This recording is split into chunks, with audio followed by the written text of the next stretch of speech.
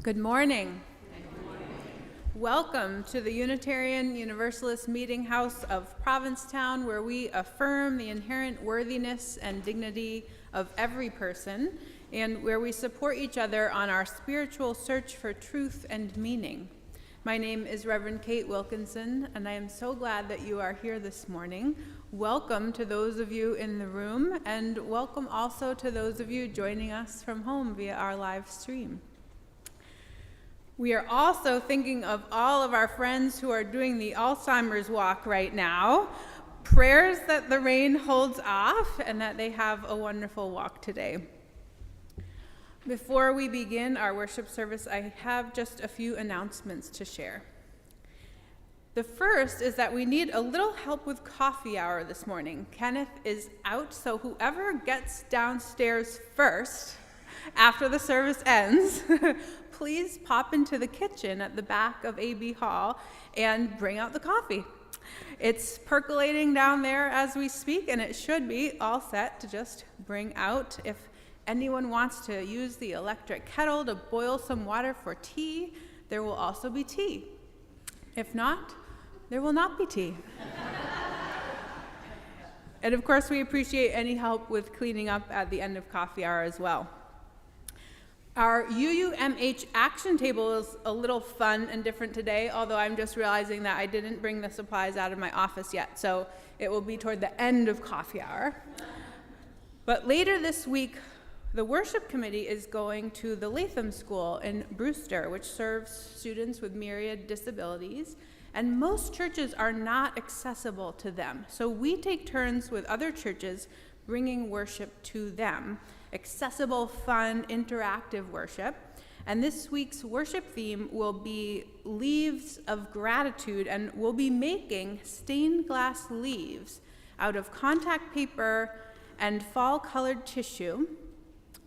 And we need some help cutting out the little black frames for the leaves. This will become clear to you a little later in the service, what I'm talking about. But we have patterns and scissors.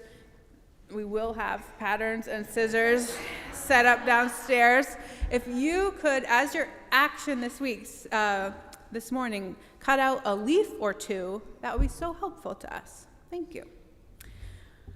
We are signing people up now for our next new member class, which will be after service on Sunday, November 2nd. So if you have been thinking about becoming a member here, please sign up at the welcome table downstairs. During this 2-hour class, we'll get to know each other a little bit, learn the history and beliefs of Unitarian Universalism, hear the fabulous founding story of this meeting house here in Provincetown, and share how things work behind the scenes. Now, there are so many great activities happening here in the months of October and November, so we have made a little fall calendar for you that you can find at the welcome table, so you don't miss a thing. Please be sure to pick one of those up. We also emailed it out. Next Sunday after the service, we will be having our talk soup, which is what we call it when we gather informally for discussion of some topic. And we ask everyone to bring a potluck item for lunch, bonus if it is soup. Please join us for that next week. Bring something yummy to share if you can, and we'll break bread together and start off our stewardship season for 2026. What is a pledge? How does it work? Come and find out. I also want to lift up some of the amazing concerts that are happening right here in our sanctuary in the coming weeks, including one tomorrow night by Zoe Lewis and Tret Fury. On Saturday night, Lucy Wainwright Roche will be here. And then the next Friday night, the UU folk singer Peter Mayer will be here all the way from Minnesota. So you can find the link to buy tickets to that Peter Mayer show on our website, uumh.org, in the calendar of events section. And to get you in the mood for that, we will be singing the hymn Blue Boat Home as our closing hymn today. That is one that Peter wrote. Finally, if you are attending worship in person today, we do hope that you will join us for coffee and conversation downstairs in Acker Bosworth Hall following the service. Let's take a moment now to affirm our Meetinghouse covenant. You can find this printed on the purple laminated cards in your pews. They might be tucked into the hymnals. I'm going to say it line by line, though, so you can just repeat each line back to me. Love is the spirit of this meeting house. Love is the spirit of this meeting house. This is our great covenant. This is our great covenant. To dwell together in peace. To dwell together in peace. To seek the truth in love. To seek the truth in love. And to help one another. Now, as we light our chalice here in the sanctuary, I invite those of you watching from home to light a candle wherever you are. In this way, we can feel connected even while we are apart. And this morning, I invite our worship hosts, Vicki and Tara, to light our chalice for us.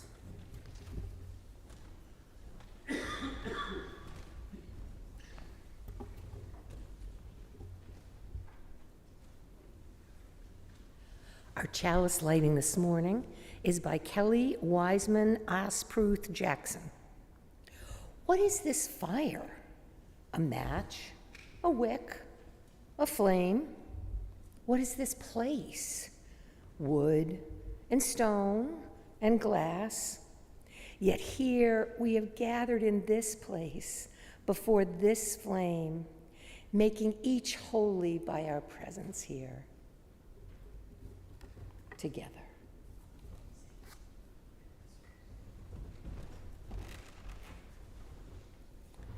Thank you. Won't you please join me now in singing our opening hymn, number 128 in our gray hymnals. That's number 128, For All That Is Our Life. Please rise as you are able to sing For All That Is Our Life, hymn number 128.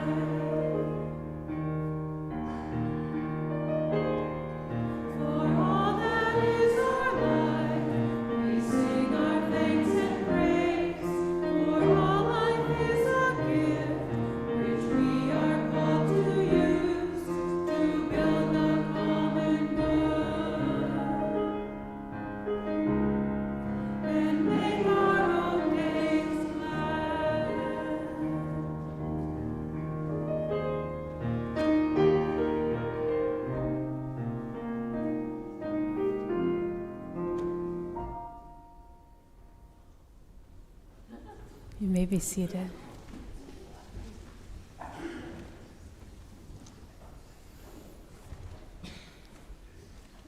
I invite you to join me in a spirit of meditation and prayer. After the meditation, we will sing together again Spirit of Life, which is hymn number 123 in the same gray hymnals. But you can also find the words to this song printed on those purple laminated cards in your pews. We'll sing it first in English and then in Spanish. Our meditation this morning is by H.P. Rivers.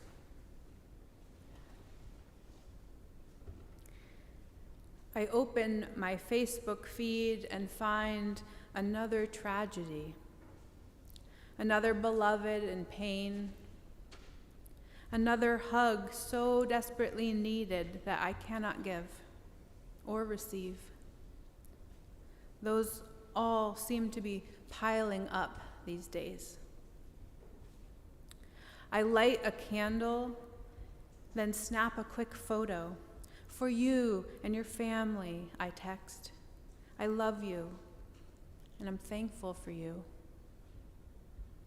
The part of me that is still Catholic by heritage can't stop lighting candles, HP says. The part that is pagan uses them to set intentions. The part that is human is learning that sometimes all we can do is bear witness. I cannot always change the pain of the world, but I can acknowledge it. I can set a candle on my desk and remind myself that there is suffering dancing in the flame. I can send a photo to a friend, to the group chat, to the mother of the child in the hospital to say, I cannot lessen your pain, but I can sit with it with you, even from a distance. The heat of the flame fills my chest with a love that is too big to be only mine. The precariousness of the flame, contained now in jar or chalice, reminds me that tomorrow it could be someone I love lighting a candle for me. My grandfather did not take me to church to change the world. He took me to church to light a candle. At 6 years old, all toothless grins and sidewalk chalk, he brushed my forehead with holy water and told me about the little rows of prayers side by side, whispering to each other and to God. At 17, he sent me to the Vatican and said, light a candle for the family. God of all our understanding, name and no name, embrace this larger family of carbon and stardust, dancing and praying our way through the universe, witnessing one another, and with every holy sunrise, committing to loving one another through the pain. Amen, and blessed be.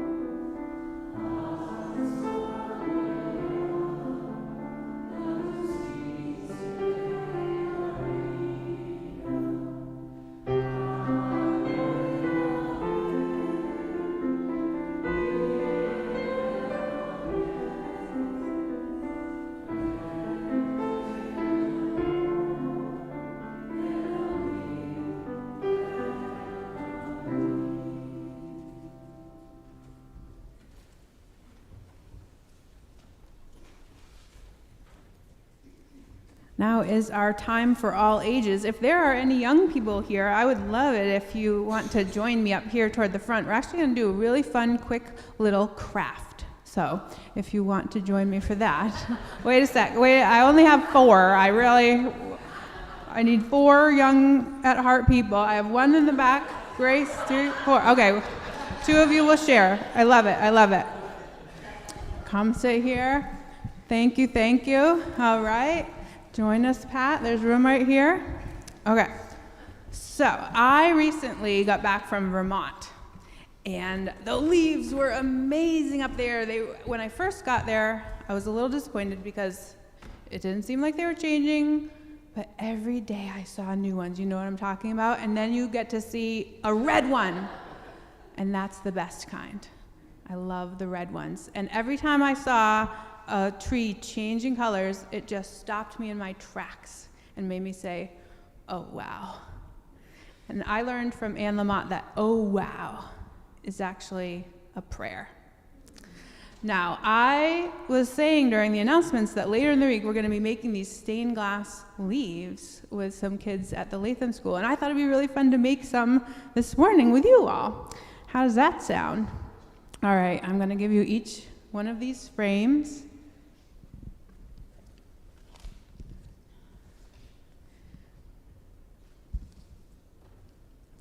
I didn't pinch the side of that one, so you might have to, oh, that looks like a loose side. Okay. So what we're going to do is use these plates of colorful tissue paper that I have here to fill in the inside of your frame. And you can put the colors any kind of way that would look pretty to you. So what you do is you peel off the clear part. Yeah.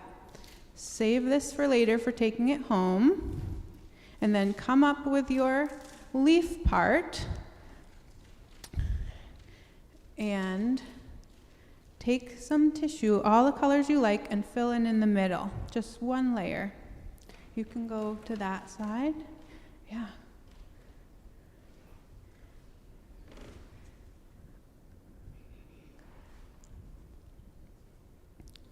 Do you want to start with this color? Ooh, flying leaves. A couple of those.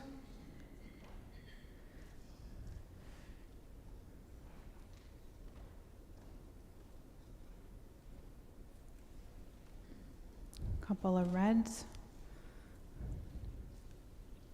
Okay. And then make sure they're stuck real good to the clear part.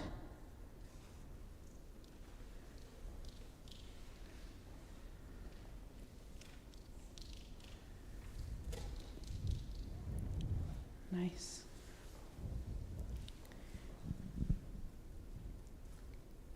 And when your leaf is full, you can come over here and don't show it yet, but we're going to hold them up. And do you know what your role is? Do you know your line?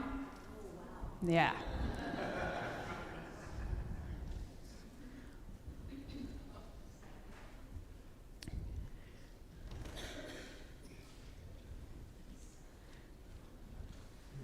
But first we're going to show it without the backing because it really shows it up better. And we're going to there's not much light today, but we can come over here to the window a little bit. Yours is almost ready, Grace? Okay. Come on over here and hold it up. Ready? Oh, wow. Yeah, here, show them the other side. Hold it like that. Oh, wow. Aren't those cool? All right, nice job, nice leaves. So you can bring those home, you can use those backings to bring them home, and then if it's okay with your adults, you can stick it in a window. Yeah. Thank you.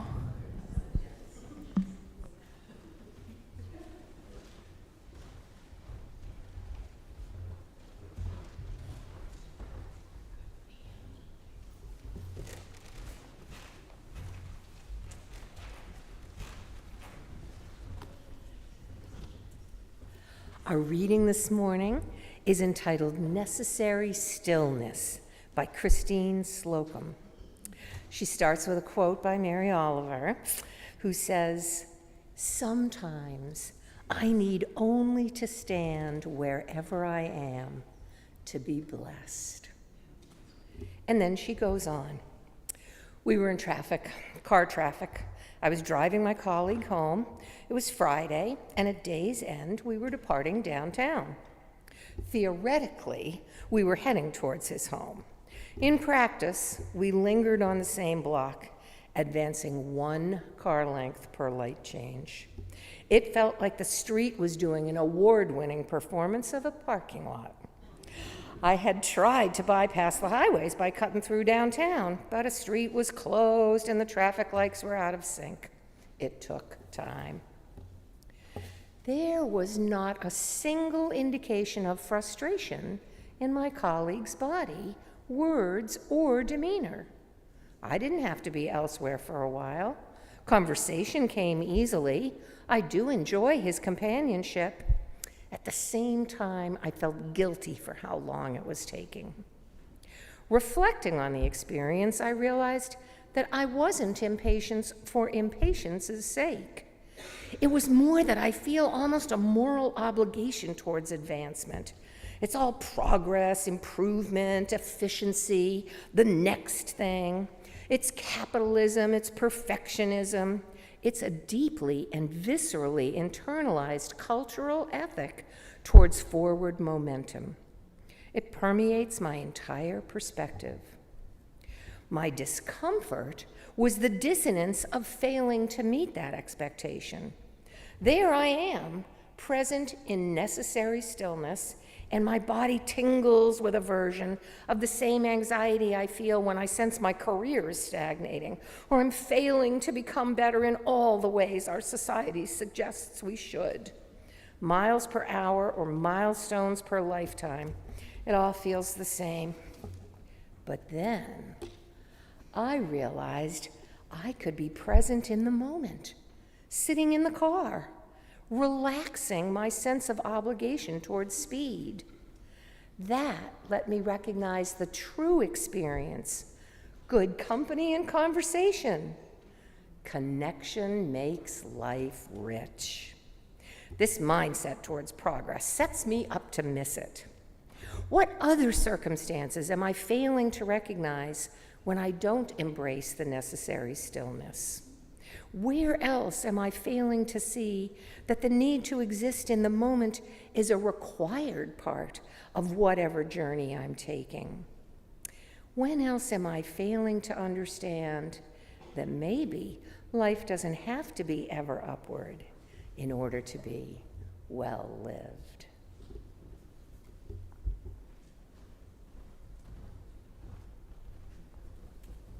Thank you. And now is the time when we take a collection for the ongoing support of this Meetinghouse and our shared ministry, as we enjoy a musical reflection by our choir, which this morning is a beautiful arrangement by John Arterton of the song Listen by Gregory Norbert. We welcome your donations here in the sanctuary or online through PayPal or Venmo. You can find that information on our website, uumh.org.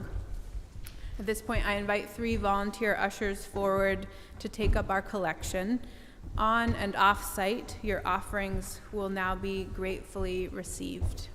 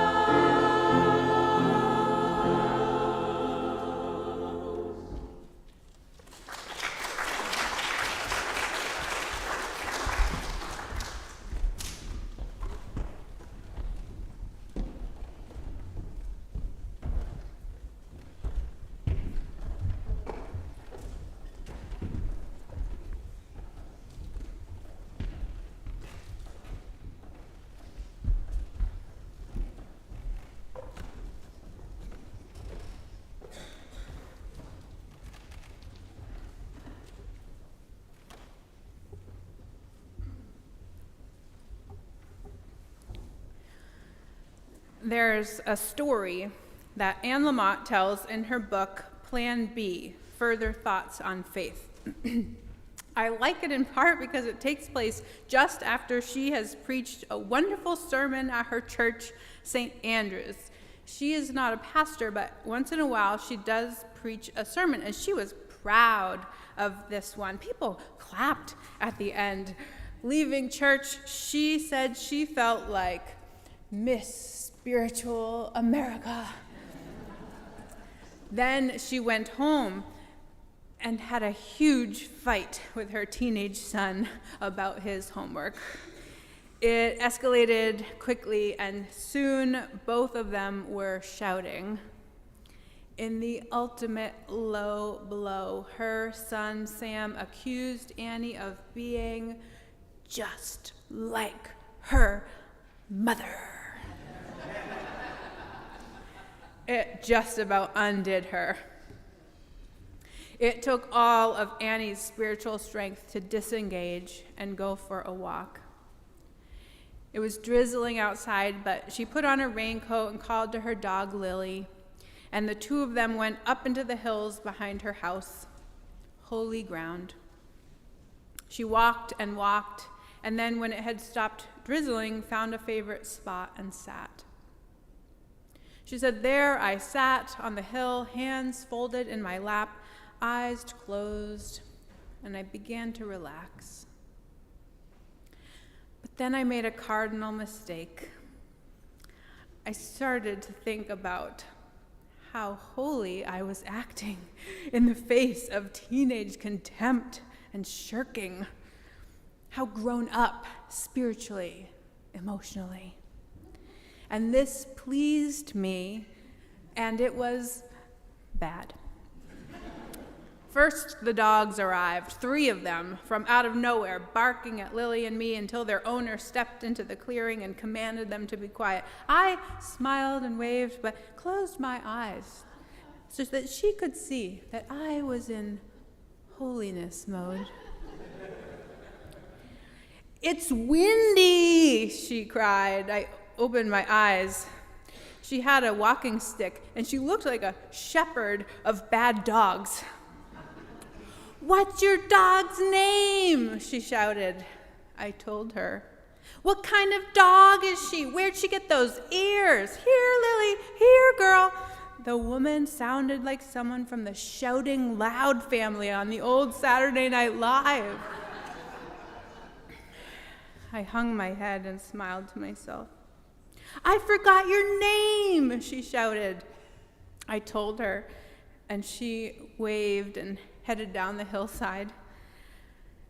I closed my eyes, breathed in calm and grass, and then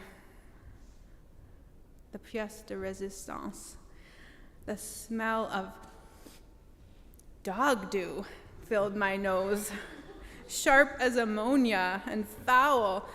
God, I thought self-righteously, this woman brings her barking dogs into this open space and they poop all over everything and she doesn't clean up after them. I stood to move away, but when I looked down at the grass, there was nothing there. Then I looked at the sole of my shoe. I got up and pawed the offending shoe against the wet grass and then sat down on a concrete piling and looked at it. There was an enormous amount of doggage embedded in the elaborate treads. Muttering, I reached for a stick in the grass, and once I found one, started picking out the mess, but it was pebbly and stuck. Trying to dislodge it was like picking burnt batter out of a waffle iron. Took forever. Then a light drizzle started up again. I kept at the sneaker, and 2 things happened. First, the project turned out to be strangely satisfying. I'm really good at this sort of work. And second, after a while, I found myself in a state of joy. I was focused, and it was beautiful up there, and the dog dew was nearly entirely out of my shoe. That's a lot. Annie says, I don't know why God won't just spritz away our hardships and frustration. I don't know why the most we can hope for on some days is to end up a little less crazy than before, less down on ourselves. I don't know why we have to become so vulnerable before we can connect with God and even sometimes with ourselves. I guess we're simply not meant to understand some things. I prayed for Sam and me, and then I called for Lily and headed back home in the drizzle. You know, I am so grateful that our spiritual reminders come not only from yogis who write books with titles like, "It's Here Now, Are You?" but also from moments of picking dog dew out of our sneakers. With this perspective, our spiritual resources are vast. Our footholds on the here and now are many. And the invitation to recenter ourselves at any level is open. Even though it's been 20 years since I was spit out of the mouth of the whale of cancer, Mark Nepo writes, it's never very far. Recently, he says, I needed to have blood drawn for my annual physical and kept telling myself, that was then, this is now. But in the early morning waiting room, I could feel my breath speed up higher in my chest, and below any conscious remembering, the many waiting room walls began to appear. Dark friends who say they miss me. Once in the little lab room, Mark says, a young woman wrote my name on a small vial, asked me to make a fist. And as she poked the needle in my vein, I looked away, swallowing my whole journey, which wants to rise through these little needle pricks at any chance it can get. It was over for another year.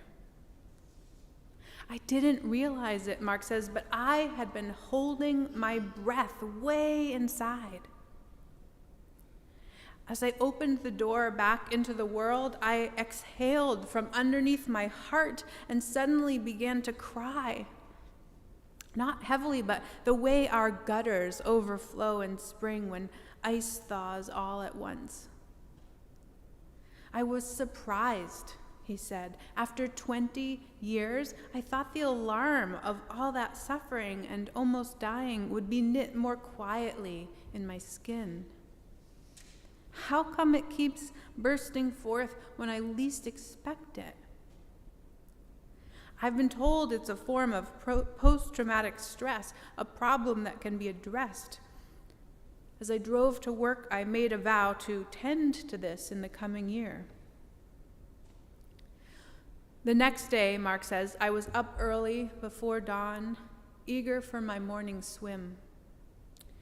On the way, I stopped at a light. There was no traffic. It began to snow very softly, and the voice of the singer on the radio seemed for an instant to be falling like the snow on the windshield. It made me start to cry again in that overflowing way. It's been a week since the little pinprick in my arm, Mark writes. And I keep crying at simple things, the late cloud parting for the moon, the footprint of a small deer even the fast food wrapper on the sidewalk. With each small cry, it feels less a release and more like an irrepressible, unfiltered tenderness at being fully here. The more of these moments I experience, the less of a problem it seems. For isn't this what I've been after? To be this close to life? To be pricked below the surface of things? Now it seems the darn needle was a gift. Now I want to learn the art of puncturing whatever grows in the way in order to feel that moment where everything touches everything else. I'm coming to see that keeping what is true before us reminds us that there was never a better time than now.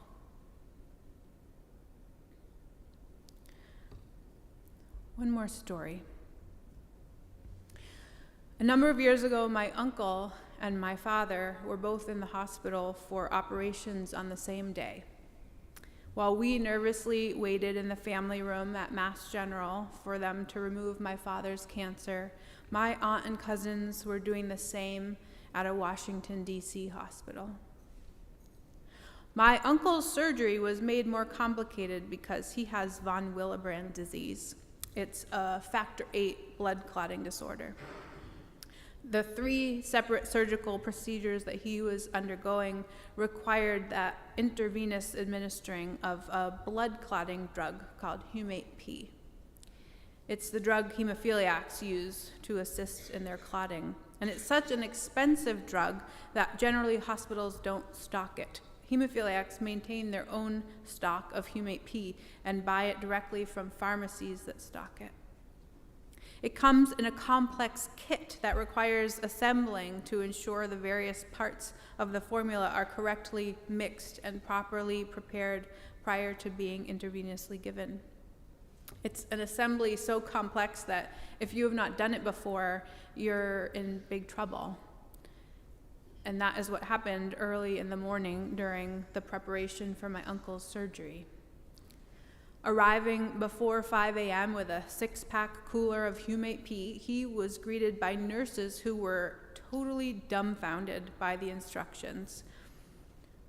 Humate P is made by a German company, so the instructions are also an English translation, which didn't help.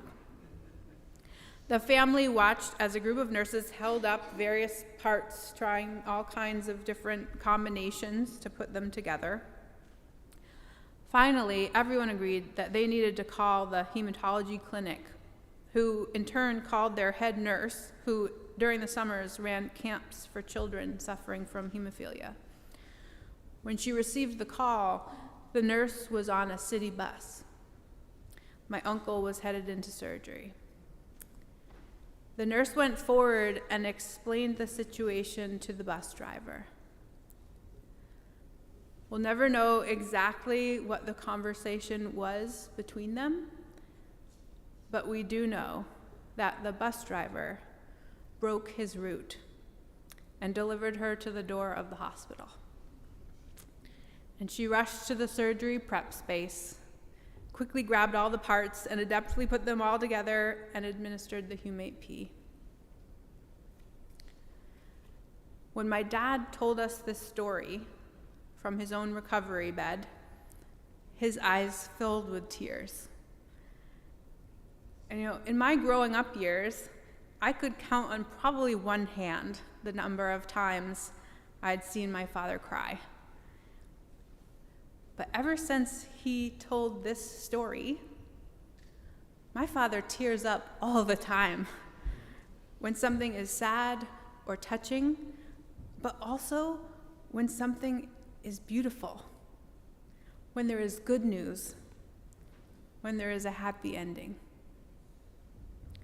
Now, there very well might be a medical reason for this, but I choose to believe that after experiencing cancer, my father just lives closer to life now.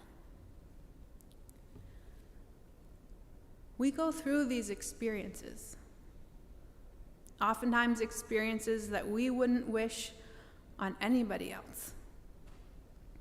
And we have healing to do from them, yes. But those experiences sometimes also help us to feel that moment where everything touches everything else. Sometimes those experiences teach us that there is never a better time than now. Sometimes those experiences teach us the art of puncturing whatever grows in the way of being present. Listen and gently be present to all you've ever kept close in your loving heart. Try to remember the moments when you felt clearly the gift to be truly alive. Shadows appear on your doorstep, but don't you worry. Life's lesson has blossomed here. This moment, immense with a stillness. If you just listen, you'll hear it inside you now. You'll hear it inside you now. You'll hear it inside. Amen. And blessed be. Are you ready to sing Blue Boat Home? Let's do it. It's number 1064 in these teal hymnals. That's number 1064, Blue Boat Home. Please rise as you are able.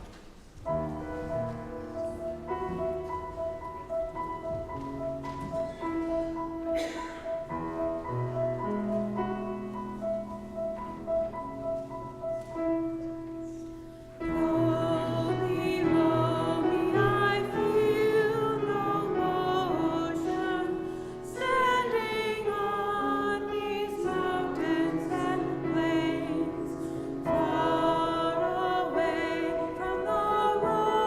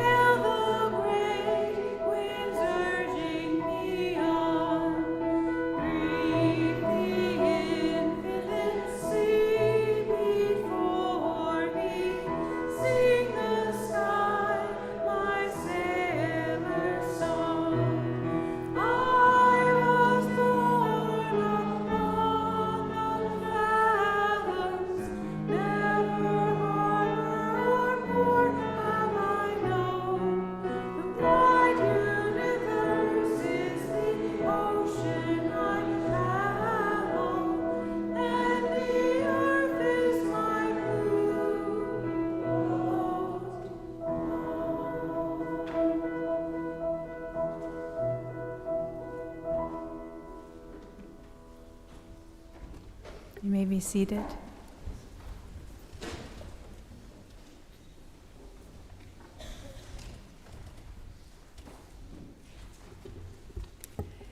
It has become our practice to pose a question based on the theme of the service each week.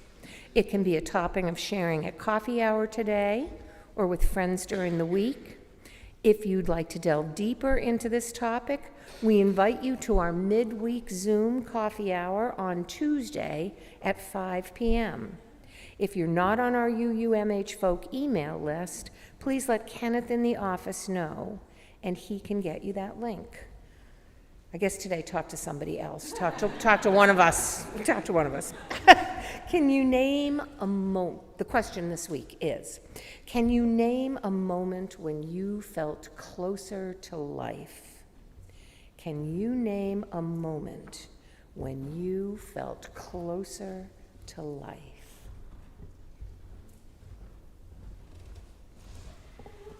And we'll end with these closing words. I don't know why we have to become so vulnerable before we can connect with God or even with ourselves. But maybe we just weren't meant to understand some things. And maybe life doesn't have to be ever upward in order to be well lived. Go in peace.